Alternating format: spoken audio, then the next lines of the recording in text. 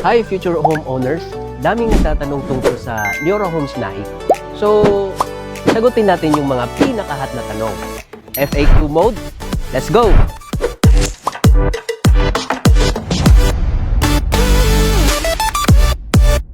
Unang tanong, magkano ang reservation?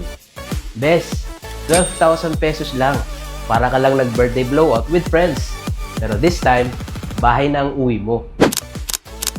Nangamora Model Townhouse is semi-complete turnover. May living, dining, kitchen areas, at may provision for 2 bedrooms. May 1 toilet and bath, tapos ang kitchen may tiles at sink na agad. Plus, all windows and doors have insect screen. Sa second floor, cement finish. May provision na for aircons. Ready na for your room goals. Legit ba na may solar panel?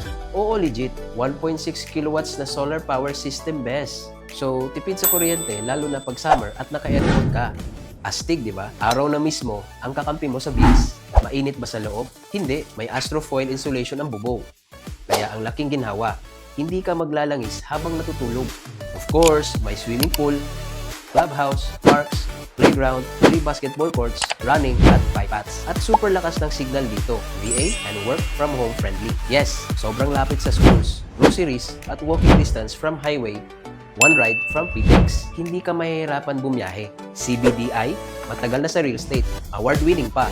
Sustainable, eco-friendly, at quality ang peg nila. Kung meron ka pang ibang tanong, comment mo lang or DM us. Dito sa Liora Homes, di lang basta bahay. Home na future-proof pa. Lipat goals? G, tara na! Sa Liora Homes Naik, this is Mark. Thank you for watching.